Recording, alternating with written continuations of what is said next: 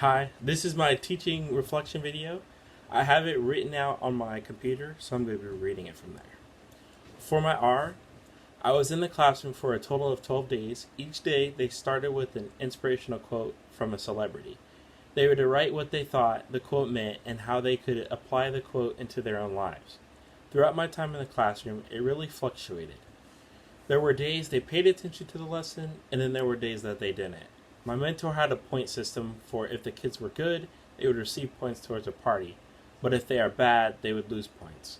Every time they would get off track, she would remind them of their ultimate goal. This was a great experience for me because I was in a subject I had no confidence in.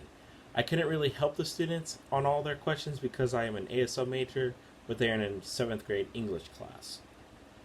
For my E, my overall learning goal heading into the observation was classroom management, such as behavior, keeping them on track, managing my own time as a teacher as well. Growing up, I used to get bored in the classroom fast and would get distracted by my friends a lot. So I wanted to learn how I can keep the students engaged and not do what I did as a kid. There were 2 students in the class that were exactly how I was. Their names were Franklin and Lauren. Though they would always be called out for their talking. They would try to talk to me during instruction too. They would make jokes to each other. So it was a really good learning experience for me to see it from a different perspective as being the teacher instead of being the student making the distractions. So for my F, framing my own personal thoughts, I went into the observation nervous. It was a 7th grade class and I didn't think they were going to really be paying attention. On the first day of my observation, my mentor explained to them what I was doing there and then asked them if they had any questions. Of course, as young students, they didn't, but I want to say about the first 3 days I was there was that awkward phase. They were kind of getting used to me sitting in the classroom and watching over them while they were doing their classwork. But then after those first few days, they started to really talk more with me.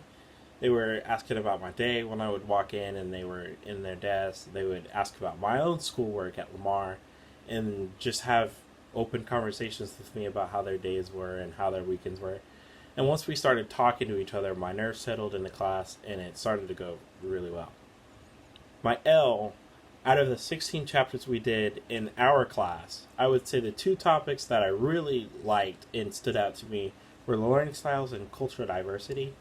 My mentor really had to change the way she was teaching multiple times because there were those students that got it on the first try, got A's on their first tests and homeworks, and then there was the students that just constantly struggled and she didn't know how to exactly help them right then and there, so she had to change the way she was teaching multiple times.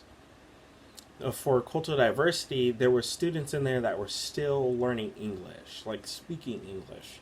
So there was an ESL aide in the classroom as well, and she would be in there for, I want to say, half an hour until the learning part of the discussion was over, and then she would leave the classroom.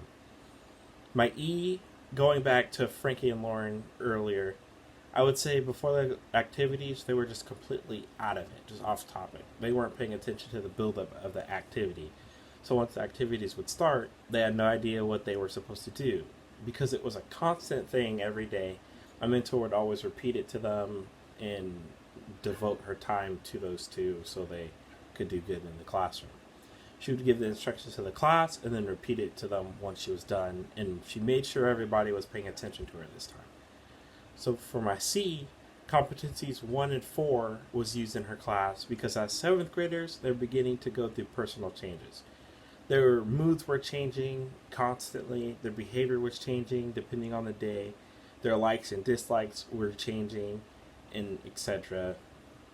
We even had a one-on-one about how she must stop and understand, right, these are 7th graders that I'm teaching, so I gotta take their attitudes into thought. So for competency 3, about the text, I even observed that as well. She had, I want to say, 2 board meetings with the principal, and they talked about how each teacher could create their text and apply it to their lesson plans that they had to create weekly. And so for the last one, the targets, I would say only my personal goals have changed. I don't want to feel how I felt on the first few days of my observation when I become a teacher later. Taking 3 days for the students and me to finally connect is not a good thing. I want to learn how to open up more and work to get that instant connection with my future students or even my future observation classes later in my schooling.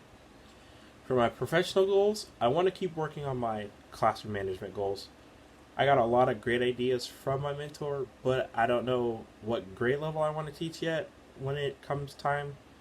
So, what works for her now in her 7th grade class might not work for a high school class, 12th grade.